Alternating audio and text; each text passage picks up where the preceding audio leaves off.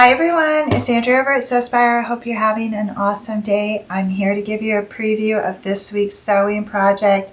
It is a commuter car caddy. It has a 3-compartment interior that is sized specifically for paper grocery sacks. Yay! So now you can put your paper grocery sacks in there and get 3 of them inside the house at one time. You could also use this in your shopping cart and help the cashier organize your groceries better. I absolutely love it, and I'm going to show you step by step how to sew this car commuter caddy on Friday, 12 noon Eastern. Hope to see you there. Hi everyone, it's Andrea over at Sewspire.com, and I'm here continuing our commuter tote theme for the month of September. Today we are going to be making a car commuter caddy. This is a project of necessity. My grocery store has done away with plastic bags, yay! And they only offer paper bags now. You can of course bring your own bags if you want, but a lot of times I forget to bring my own bags, and so I have to pay for the paper bags, but it's a challenge to get them loaded and get them back in the house because they have no handles. So this is what I have designed. It is a 3-way divided commuter caddy specifically for the car, sized specifically for paper grocery bags. And they fit in there absolutely perfect. It will hold 3 of the standard paper grocery sacks, and you can see there are 3 interior compartments. I did not interface my interior compartments because when this is not in use, I would like very much for it to stow flat and take up minimal space in my trunk. However, if you need a sturdy center compartment there, interface that. The Pellon 70 would be perfect for this project. I was using up all my bits, and so I have 3 different interfacings in this project, but I'm still super happy with how it turned out, and I love that it holds my paper grocery sacks perfectly. So shall we get started? All right, so the interior has 3 compartments. I'm going to show you how to craft one of those. You will replicate this process 2 more times so that you have the 3 compartments. You're going to need a base panel that measures 8 by 13. You're going to need 2 front and rear panels which measure 8 by 12. And you're going to need 2 side panels which measure 13 by 12. So each compartment has 5 pieces of material, and there are 3 compartments. So your interior will have 15 cuts of fabric, all of which I have outlined in the optional PDF that you can purchase for a nominal fee for this project. So we are going to begin with the base panel, and we are going to attach the side panels to the left and the right hand side of that. So I'm going to position the 13-inch side of the base panel along the 13-inch side of a side panel, and using 3/8 of an inch seam allowance, I'm going to join those 2 pieces of material. I want to keep the base panel right in the center. I'm going to bring over the remaining side panel and align a 13-inch side with the 13-inch side of the base panel, and I'm going to join that using 3/8 of an inch seam allowance. And now I have a tri-folding panel that has my sides and my base right in the center. I want to bring over my front and rear panels, and I am going to position the short edge at center here on this tri-folding panel, and I'm going to stitch seam to seam. I have that centered right over that base, and I'm going to be stitching seam to seam. On the remaining short edge of that base, I am going to position the remaining front and rear panel there.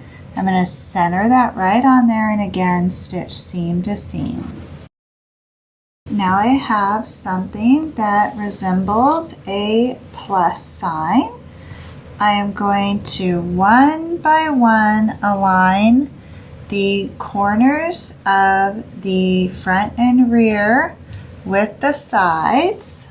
So I'll just fold it over just like that, and I'm going to align all the edges there and stitch from the top to the bottom.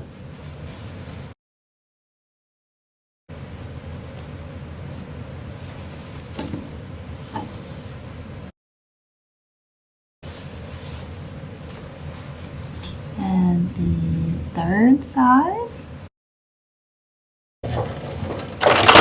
And now I have one more remaining side to pair up there.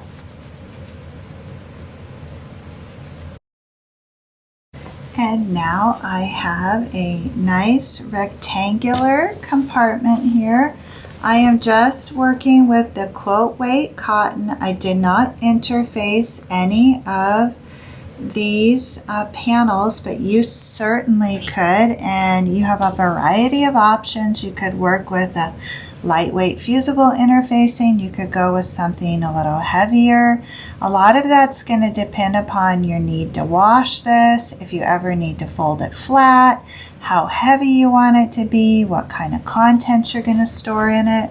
For me, I have a high probability that this will get dirty and I will want to wash it.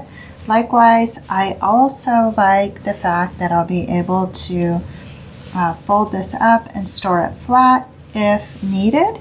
So I want to take that top edge and I want to fold that over about an inch and give it a press so it lays nice and flat for me. And in total, you're going to build 3 of these rectangular interior compartments. So for the exterior, you're going to have 5 pieces. I will give you the measurements for those. I have been using up my scraps here, so I have a variety of interfacing on my exterior panels. Some of them are backed with the Pella 70, some of them with Warm and Natural, and some of them with fusible fleece. I highly recommend the Pella 70 for this if you have enough on hand. So your side panels are going to measure 12 by 12, and there will be 2 of those. Your base panel and your front and rear panels are going to be 32 by 12. Okay, so to begin, I want to take my front panel and position my side panels right sides facing on the right and the left hand edges. We're going to use the modified T method to construct this. I did piece together the interfacing on the back of that side panel. That's what that is. Ideally, you're going to be working with hole cuts. I'm just using up all my remnants. So using 3/8 of an inch seam allowance, I'm going to stitch down that 12-inch side on the right and that 12-inch side on the left. And now I have a long tri-folding panel with my sides attached. Now I want to work with my base panel, which is 12 by 32, and my remaining rear panel, which is the same measurements. I'm going to position those right sides facing and stitch down one of the 32-inch sides. using the 3/8 of an inch.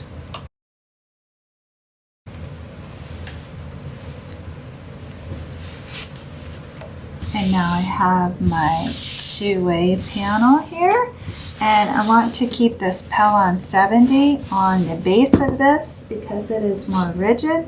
So I'm going to bring back over my three-way panel here, and I'm going to open that up on the table, and I'm going to position the base on top of that. I'm going to center that, and I will be stitching seam to seam across that top there to create my giant T. Alright, and I hope that you can see this. I have a very large T here on the table. If you are familiar with the Sewspire T method, you will know exactly what I'm talking about, but for those of you who may not be familiar, I have my side panels attached to the front panel. I have my base here at the center, and I have my remaining rear panel at the bottom. So the next step for me is going to be to line up the base of that side with the side of that base, and I am just going to fold that over, line that up, and stitch seam to seam. Then I am going to repeat that on the remaining side. I am lining up the base of the side with the side of the base and stitching seam to seam. And now my big stage is set here, and all I have to do is raise up that remaining wall and join these sides. So just work one at a time, aligning the side of that body panel with the side of the side, and using 3/8 of an inch seam allowance.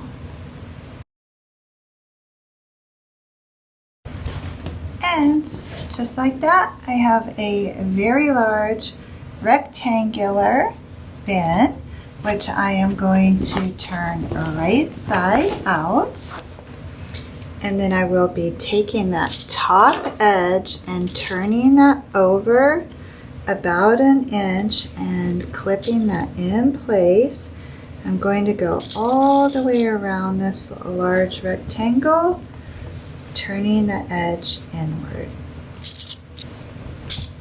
Okay, now I have that top edge turned inward. I want to bring over my 3 compartments, and I want to fit those inside of this exterior.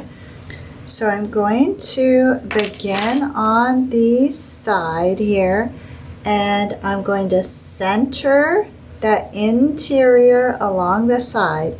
These seams are not going to line up because the exterior is 12 inches and the interior is 13 inches. So you're going to end up with about a 1/2 inch overhang on those side seams.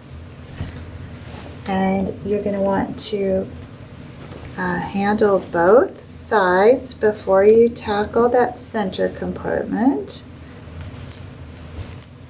And then once you get the sides in place, you can put that center compartment in, and these sides are both 13 inches, so you can go ahead and align those. And same is true on the other side of the center compartment. Line up those seams and clip. And then you're going to come across the front and the rear and clip well. Okay, and now you can see I have the 3 compartments fitted, and my edges are all aligned and held in place with the clips. This center wall here is collapsing, and that is because I did not use any interfacing on those center compartments. But remember, I want to be able to fold mine flat. If you interfaced your center compartments, then these are going to be nice and rigid. I have sized this specifically to hold paper grocery bags. So my contents are going to hold mine upright. And then when it's not in use, I'll be able to fold that up, okay?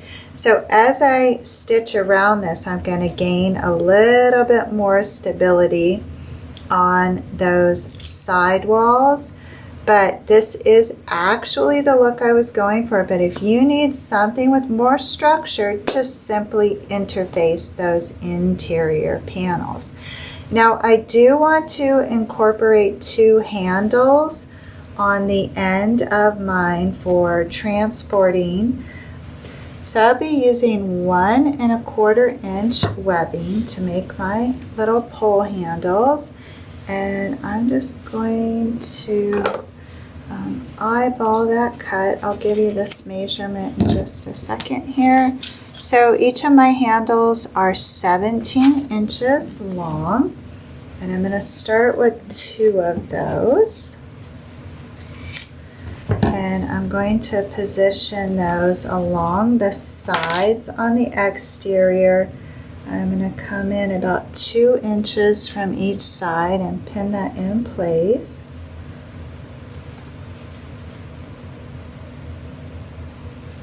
And that's going to give me a nice handle on each end so I can carry this with the grocery bags in it or reposition. Alright, and now what I want to do is stitch from this front of that first interior compartment all the way around to the opposite side, so like a U there. Then I'm going to come to this end. I'm going to do the same thing. I'm stitching from the front of that compartment all the way around in a U shape. And then I'm going to come across the side panels here of that center compartment on the front and the rear of the exterior. And then I'm going to stitch across these center divider panels. So 2 U's, and then the front and the rear, and then that center seam.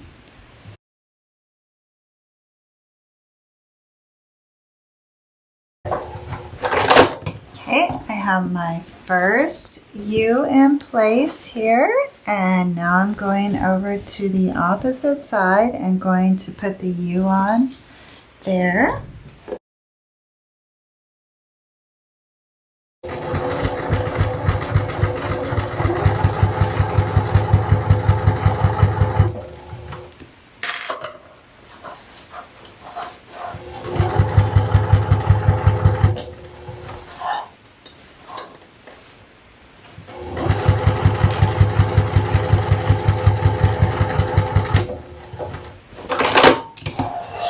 Okay, I have that second U in place.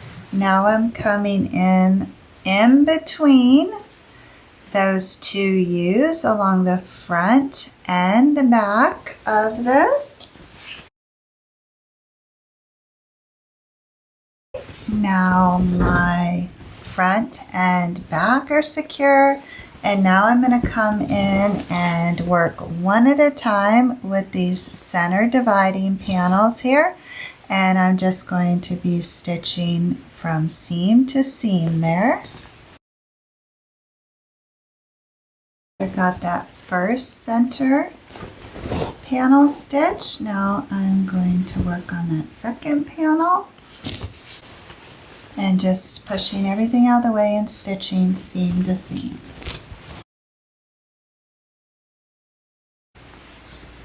Alright, and now I have all of the seams closed up, and I have a really awesome 3 compartment Caddy that is sized to hold paper grocery bags. Ta-da! Wow, this is awesome. Our grocery stores recently swapped out from plastic to paper, and this is going to be absolutely perfect for me because now I can carry in multiple paper bags at one time. These are the very paper bags that they use, and there are no handles on them. So I absolutely love my new car Commuter Caddy. It has the 3 compartments, 3 grocery bags. I could use one more of these. It'll fit beautifully in the trunk. I don't have to worry about anything tipping over. I hope you like it too. I will be looking forward to seeing your car commuter totes on the Sewspire community Facebook group. If you are not yet a member, the link is down in the profile. All are welcome. Before we say goodbye, I want to give you the finished measurements on this. I'm coming in 10 inches tall and 11 inches across the side there. And then the front and rear are 31 inches, a 31-inch span there. So it should fit in most trunks. So if you have been following the Sewspire annual schedule, then you know that I am off next week. My classes have begun, and I am in that stressful transition phase where I am, as a mother, still adjusting to the children's schedule. Isabel started high school this year, and she's playing fall sports. I'm going to college full-time, and then I also have one more adult child in the house who is going to college full-time as well. So a lot of responsibilities in addition to all my other passions, which I pursue. At some point, I'm probably going to have to pick something to give up, but right now, I'm really hanging on to everything and just hoping by taking a week off, I'll be able to stabilize the schedule and continue on, because that is very much what I want to be able to do. So I will not be going anywhere fun or taking a nice relaxing vacation, which certainly would do me good. I'll actually be just trying to get a little bit ahead in my classes and get some balance with the schedule here at home. But then I will be back the following week with another tutorial for you. We'll continue with this commuter tote theme. So if you missed last week, we made a small commuter tote with a 2-way divided interior compartment. Then of course this week we made the car commuter tote. And I am open for your suggestions down in the comments. If you have some ideas on areas of your commuter life that you would benefit from me creating a product for, please let me know down in the comments and I'll see what I can do. So thank you for spending this time with me. It's always a pleasure to sew with you. I will be back in 2 weeks. Until then, as always, please know the creative genius in me will be celebrating the creative genius in you. I hope you all have a beautiful couple weeks. Thank you so much.